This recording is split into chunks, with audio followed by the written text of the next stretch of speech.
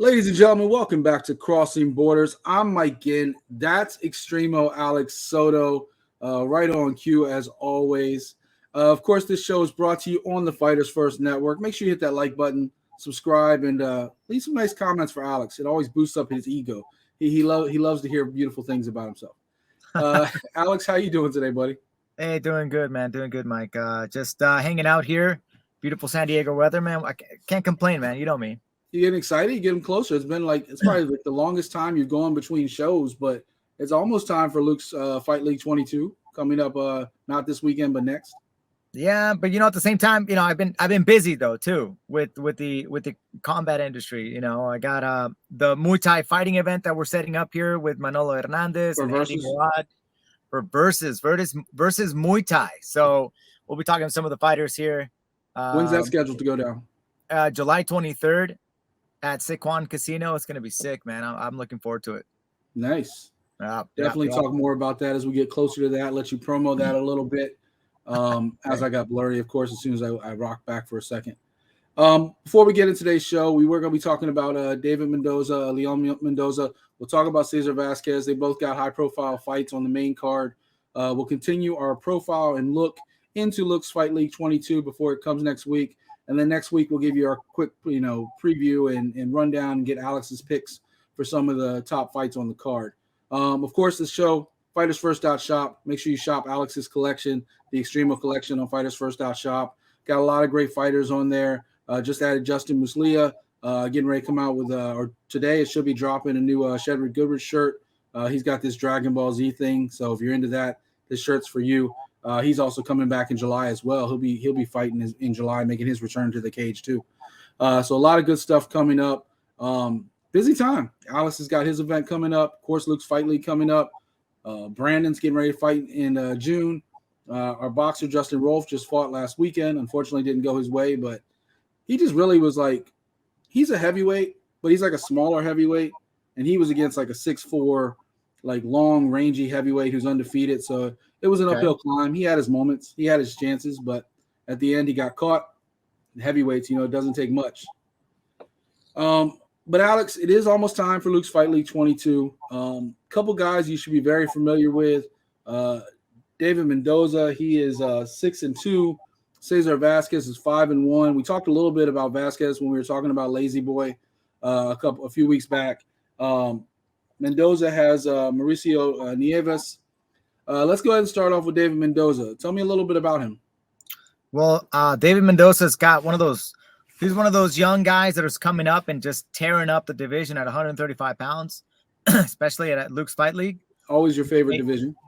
Yeah, it's always my favorite. So I'm always watching this 135ers. And this kid's always impressed me every time I've seen him fight. I always thought it was a little bit too soon to go up against the champ, against Marco Beltran, but he ended up pulling off his only losses are to Beltran. Those are his two losses. It was just meant to be, man. It's nuts. But he had a great outing the first time around, and then the second time around, when we were looking at it, he just got outmatched and really got pushed right into that fight. And I feel it was all just kind of rushed for him, unfortunately. But I think he had a good opportunity for him to display some really good high-level mixed martial arts. And he mixes it up really well. Really good wrestling, really good striking game. His striking game is really interesting to watch. A very classical style of boxing. Nice, tight in the pocket. Beautiful 3-4 punch combinations that he likes to throw down. And he flows very well. And one of the things that caught him early has been the ground game.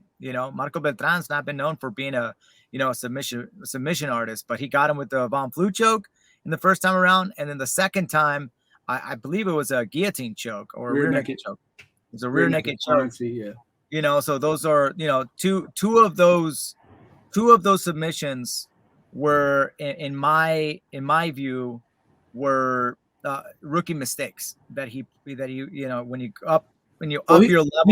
He's a very fiery fighter. Like he comes rushing in. Like he's always super excited to go. I've seen a couple of his fights on YouTube and stuff like that, and he's always geared up. He's like ready to go. And you can see how somebody can get caught like that. Like the Von Flue. I mean, it was the fourth round. He got caught in the Von Flue choke. which is just one of those, like one of the most random chokes you can get caught. That and the Darce choke are like two things you just don't see every day. But it's always whenever you see it, everybody in the room is like, "Oh my God, he got it!" And then of course the rear naked choke you see a lot. But that was like you said, I saw the rear naked one, and that was just like you said, rookie mistakes, putting himself in bad positions. Now, if you look at that second match, with Beltran. Beltran almost made him seem like he edged him on, and it was just seeing that experience of Beltran, just bringing him in, and allowing him to kind of step in and get a little bit kind of hesitant, and that's when he threw that flying knee, and just really stunned him, and then he got mounted really quick, gave his back, and got rear naked choke. It was a beautiful performance, honestly, by the experience of Beltran on that one. Again, forcing that fight, I don't think that was the best fight for him at the time, the first one around. But he learned a lot from it, I think. And now he's going to, he's coming off another win from those two losses.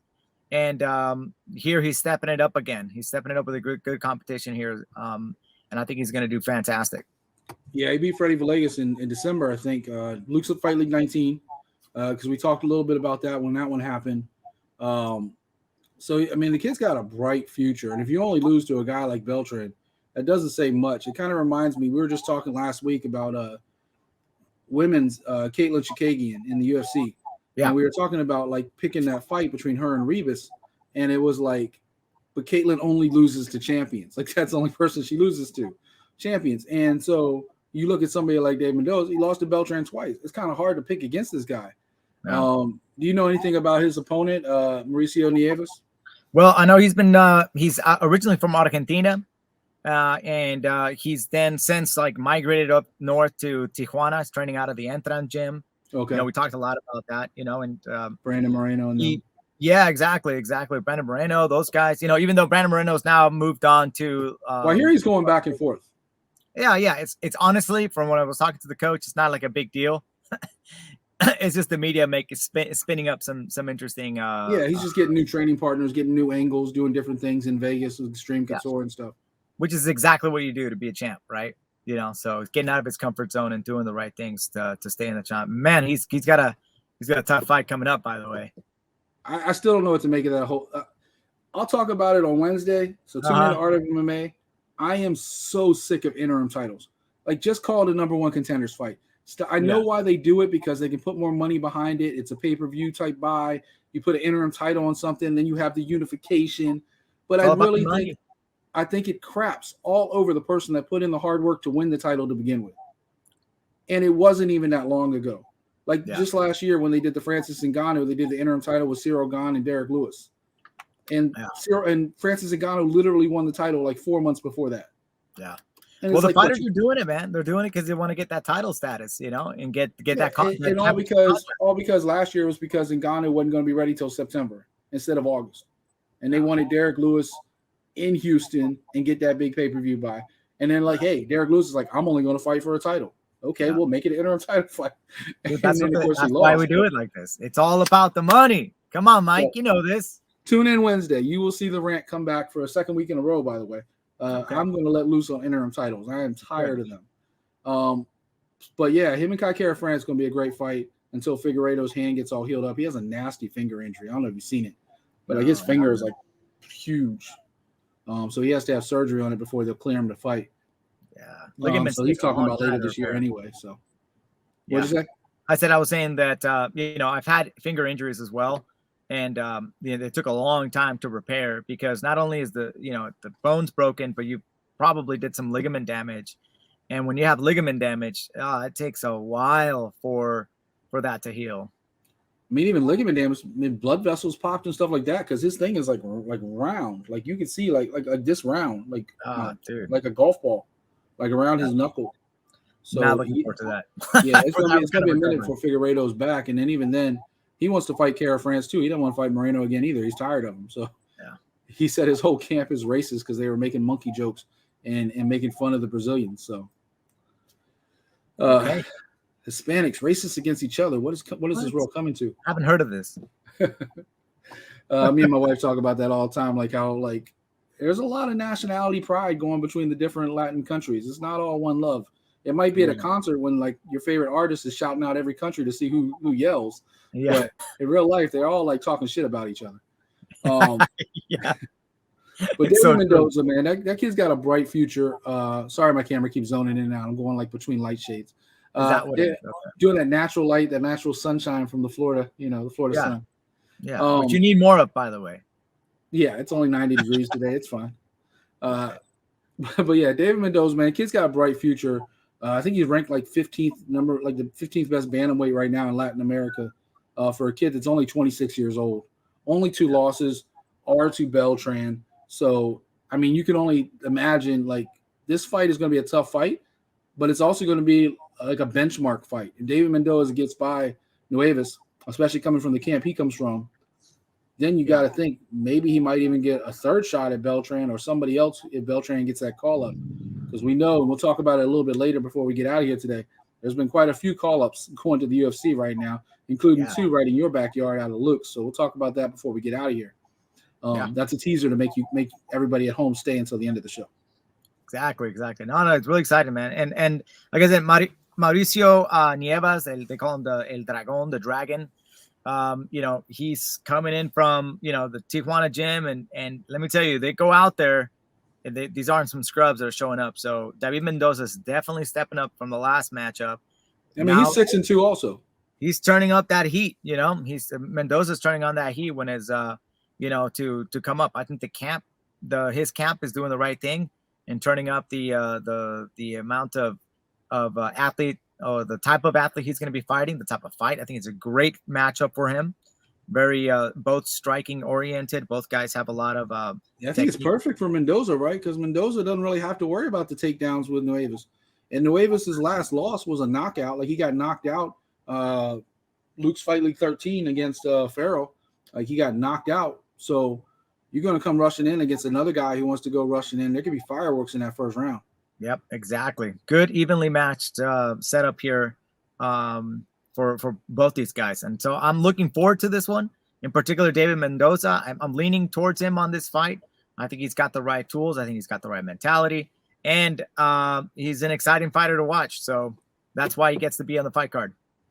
Yeah, I mean, he's been a little bit rocky, right? He had the knockout, and then his last win was a split decision. It wasn't even like a dramatic, proven victory. So it's a split decision. So he's got a lot to prove as well. So it's going to be a fun fight. The other fighter we're looking at, we already kind of talked about a few weeks ago when we were talking about Lazy Boy Rodriguez. His opponent, Cesar Vasquez, is another really up-and-coming fighter. We talked about it last time. He's 5-1, another Mexican fighter. Cesar Vasquez, his last time was out against Juan Pablo Gonzalez. He got the win there.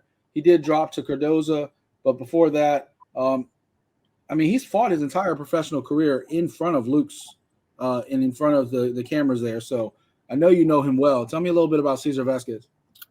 Cesar Vasquez comes from a Muay Thai background, believe it or not. And, a lot of his striking, he's got a ton of fights in Muay Thai. Actually, if you look at some of his records, he's got something wild, like over 50 fights that he's had in Muay Thai, competitive speaking with karate too as well, and MMA. So, if you look at, I think, what was his loss? Was it a submission loss the last time we saw him? Decision loss a couple fights ago. Yeah. He lost when he lost to Ramon Cardoza. It was a decision.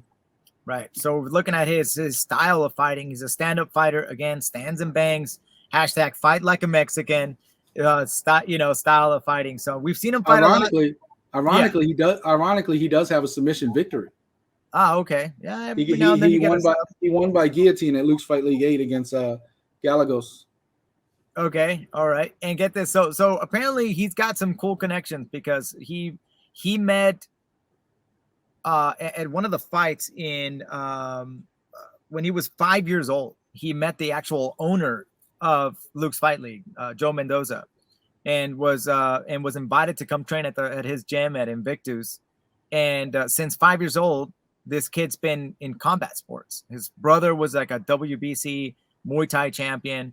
And now he's, and his brother continues to do that. And I'm saying, he comes from a Muay Thai heavy background. And it's surprising because I haven't seen a lot of elbows being thrown, flashy elbows. and stuff like that. So hopefully we get to see a little bit of that. I've been seeing more and more Muay Thai Mexican fighters, like a lot of them. Like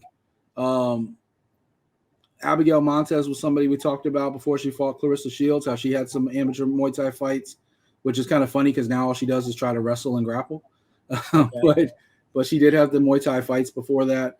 Obviously, Cesar Vasquez is more and more of a discipline that's becoming very popular with the Mexican fighters.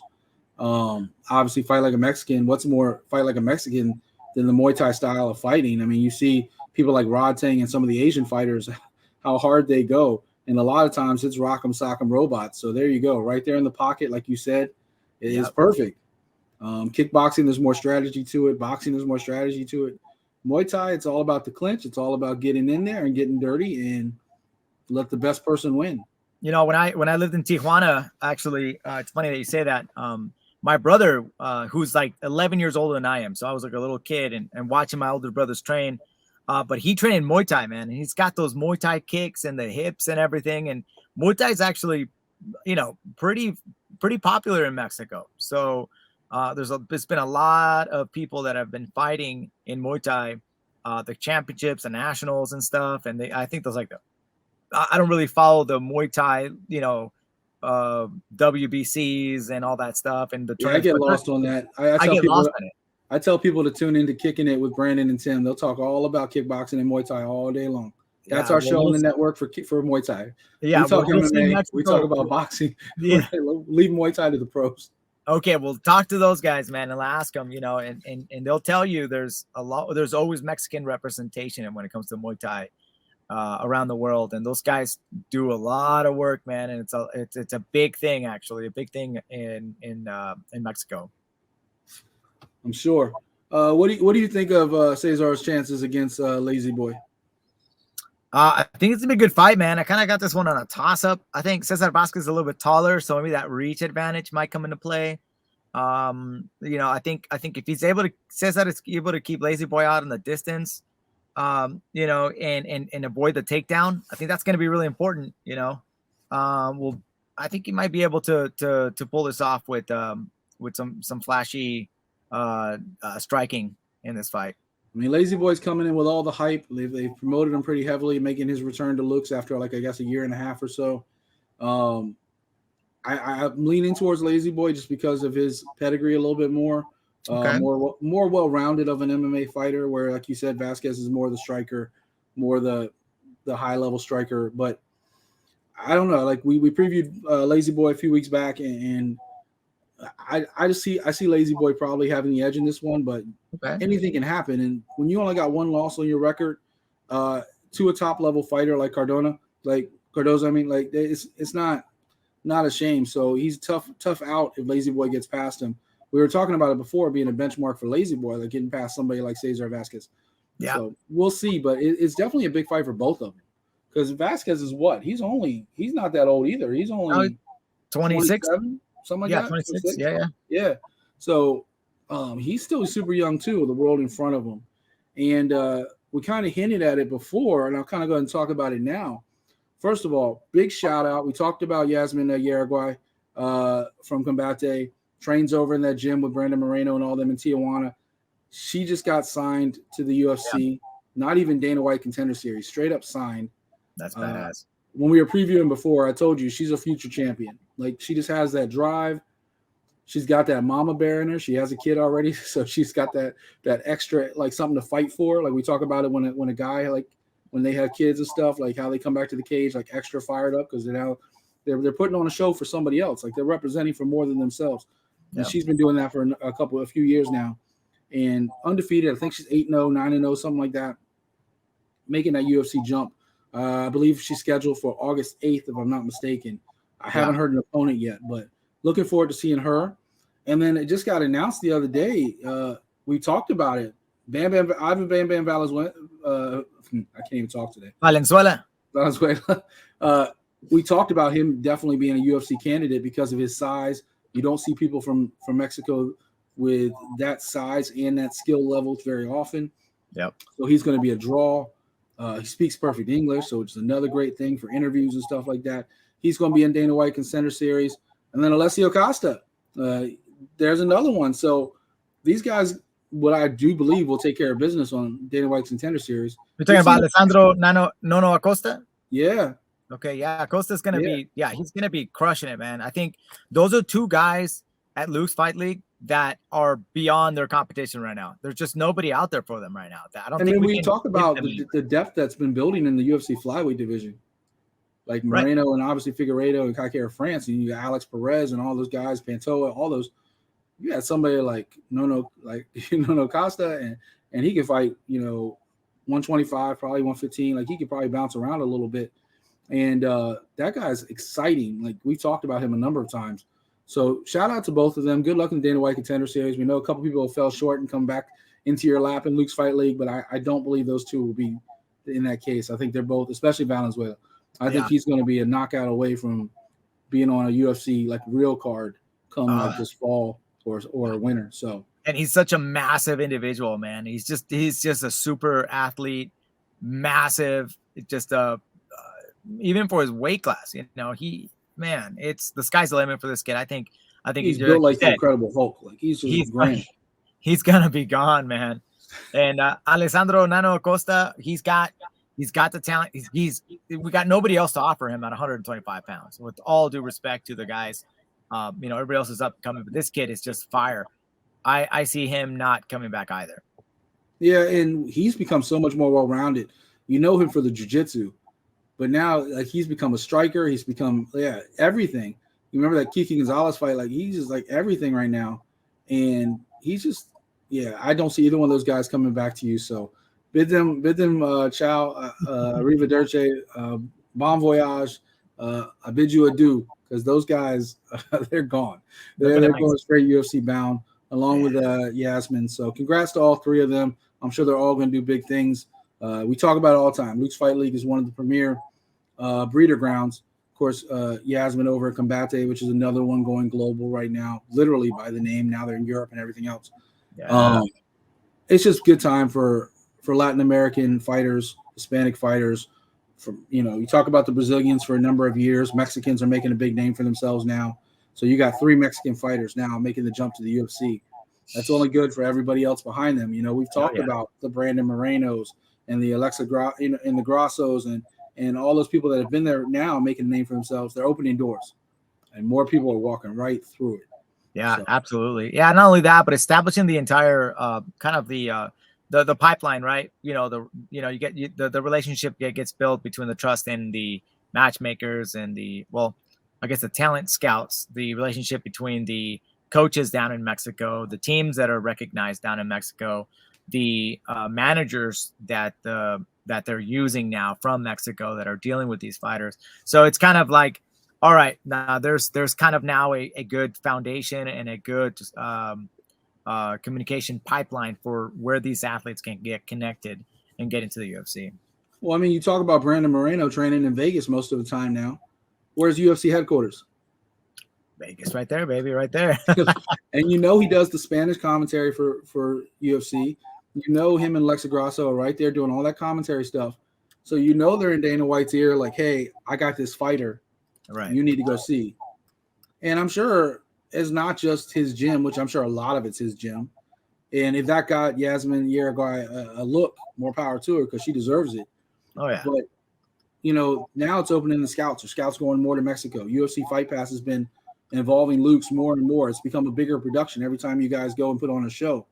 It went from like a little regional thing to now every time you guys do a show, it's a big deal.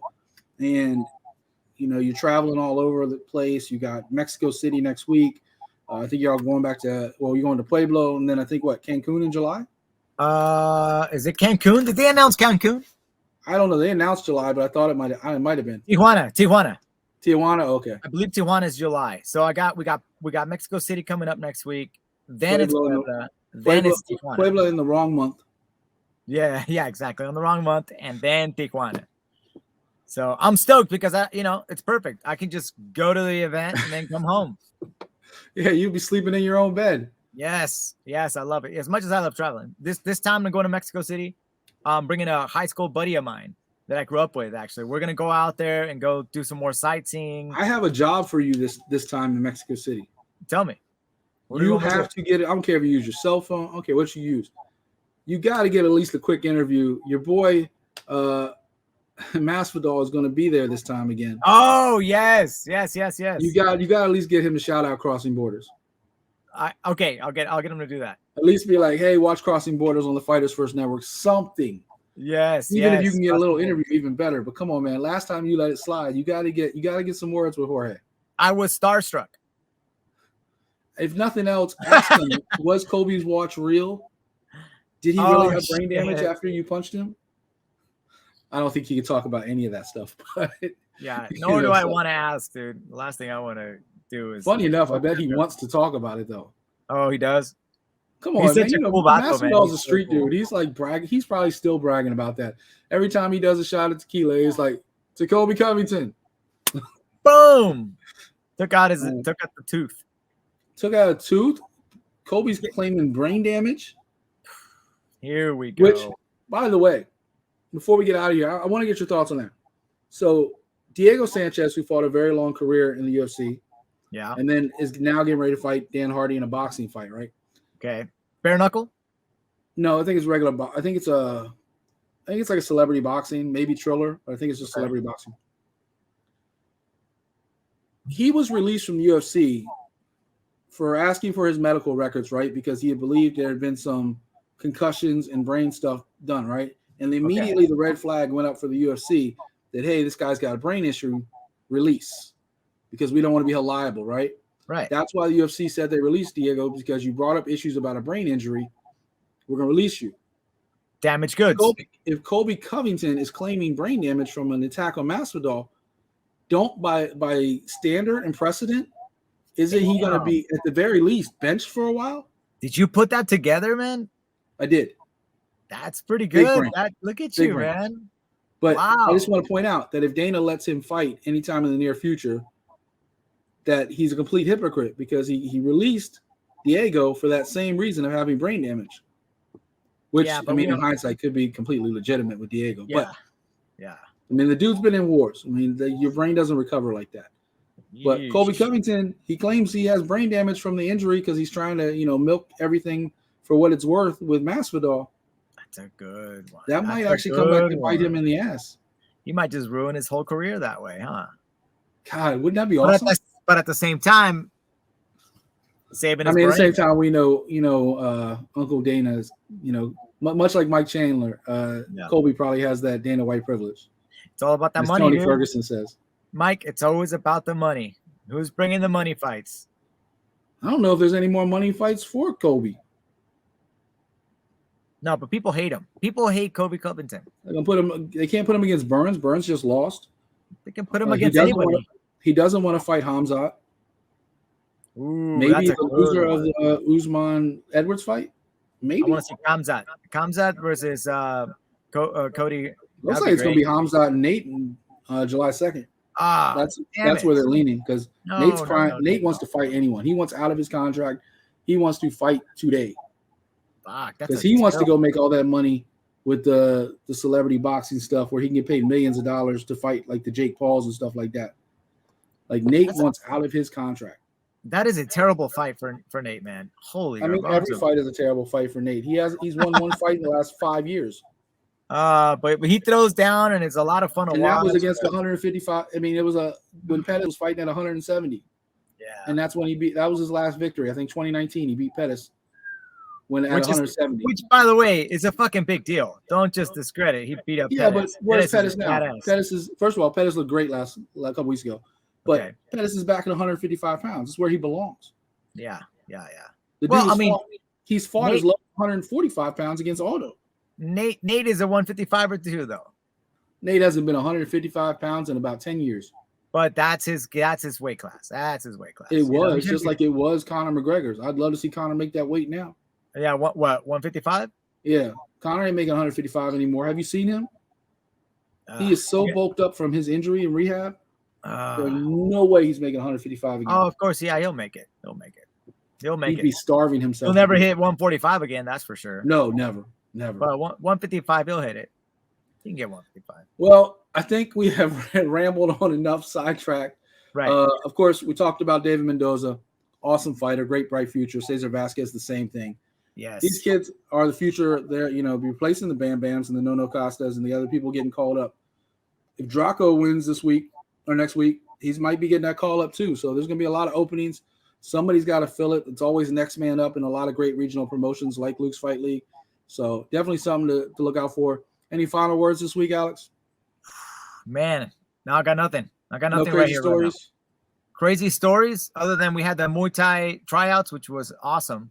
Do y'all have a main event for that, or is it going to be tournament style again? We're gonna have a tournament style again, and but we did the tryouts, and after the tryouts, we had the interviews with the fighters, and there's some crazy deep stories, man. Some really really cool stuff that that I think connects with a lot of people that people would find very interesting, or what. How come those interviews aren't on the Fighters First Network? It will. Some of these guys are they're badass dudes. Like, I'm already a huge fan of these guys. You have my permission. Huh? So you have my permission. I'd love to put them on here. Oh, dude, it's badass, man. These guys are sick fighters, 100% true martial artists. Guys living in their cars. I'm about to call you up one day and have you translate for some of the Hispanic artists or fighters I want to interview. Yeah, for sure, man. And you be the translator for me. Send me some questions, man. I'd love to. Those guys are, eager to get their stories out, and just let me know. Yeah, that's the great thing about Crossing Borders. Shows like ours, we're showing you stuff people aren't showing you. Yeah. Like, we talk about LUX Fight League. Combate just had a great card last week. I wish we had time to really talk about it more, but we just really didn't have the time to do the research and stuff and talk about it properly. But, Alex is cage side every LUX event. He can talk about all those fighters, share their stories, share their, insights, like the fact that Vasquez has been training with the owner since he was 5. You're not going to get that story anywhere else. So that is that. Check out Crossing Borders every single week. We're on Mondays now to make Alex super happy with his schedule, which is, that's what I live for. Thanks, man. I appreciate that, Mike. Check out the Extremo collection on FightersFirst.shop. For Extremo Alex Soto, I'm Mike Ginn. This is Crossing Borders. We'll see you next week. We're out.